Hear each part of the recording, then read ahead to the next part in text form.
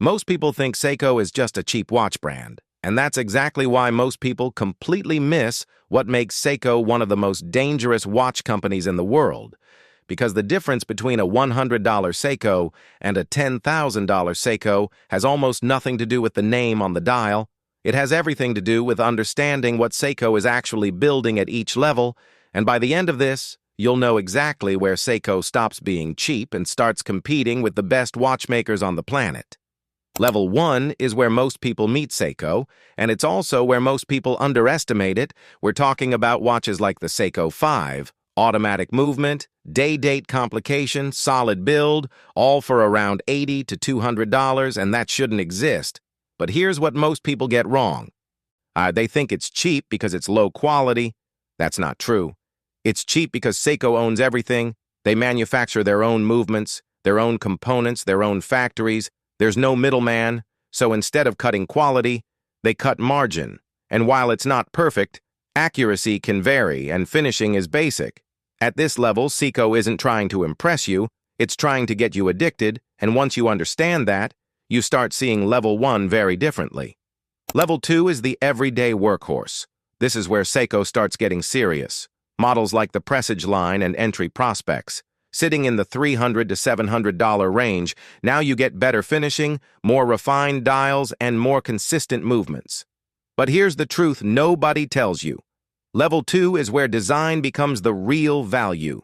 The Presage line offers textured dials that look like something from a luxury Swiss brand. Cocktail dials, enamel, deep sunburst patterns, all at a fraction of the price, and most people still ignore them because the logo says Seiko. And that's their mistake, because Level 2 isn't about status, it's about taste. Level 3 is where Seiko becomes a collector's brand. Now we're talking about watches like the Alpinist, the Turtle, the Samurai, typically between $500 and $1,200, and these watches don't just exist. They have identity, history, and a loyal community behind them. But here's what makes Level 3 dangerous. These watches create emotional attachment. People don't just buy a turtle, they remember their first turtle. They mod it, they swap straps, they hunt for different versions. And suddenly you're not buying watches anymore, you're collecting stories. And that's the shift, because Level 3 is where Seiko stops being a product and becomes a hobby. Level 4 is where Seiko turns into a true tool watch authority. This is serious territory. Now you're looking at higher-end prospects, Marine Master, professional divers, in the $1,000 to $3,000 range. These are not fashion pieces. They are instruments. Seiko has been building dive watches since the 1960s, and unlike many Swiss brands, they actually solve real engineering problems. But here's what most people misunderstand. They still compare Seiko to Swiss brands based on finishing, and that's the wrong comparison, because at this level, Seiko is competing on durability, reliability, and engineering. These watches are built to survive, not to impress.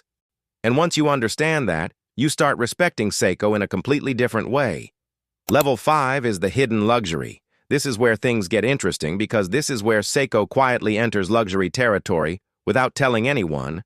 We're talking about high-end Presage models, limited editions, watches in the $2,000 to $5,000 range.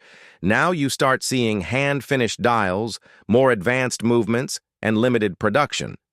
But here's the uncomfortable truth.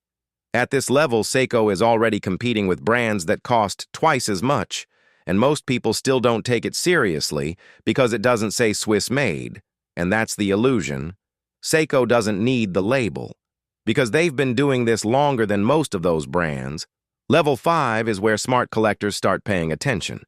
Level 6 is Grand Seiko. And this deserves its own level because Grand Seiko is not Seiko trying to be luxury. It is Seiko proving they already are, typically between $5,000 and $10,000 or more.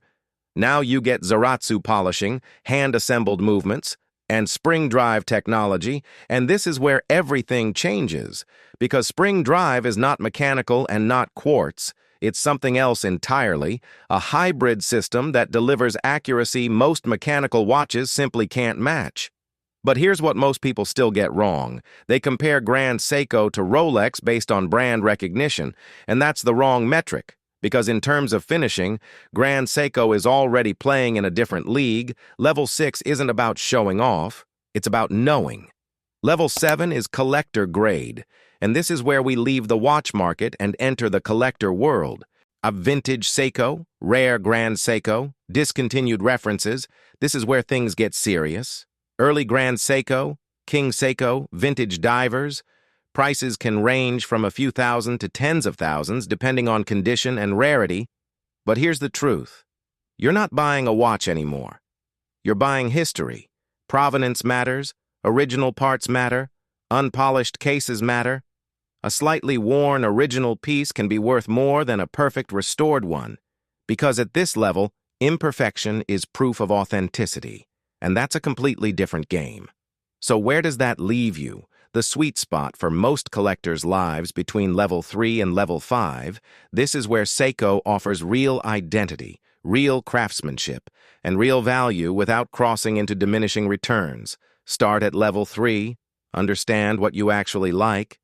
I'd then move up when you know why you're buying, because at the end of the day, the best Seiko is not the most expensive one. It's the one you actually enjoy wearing. Everything else is just a number on a dial.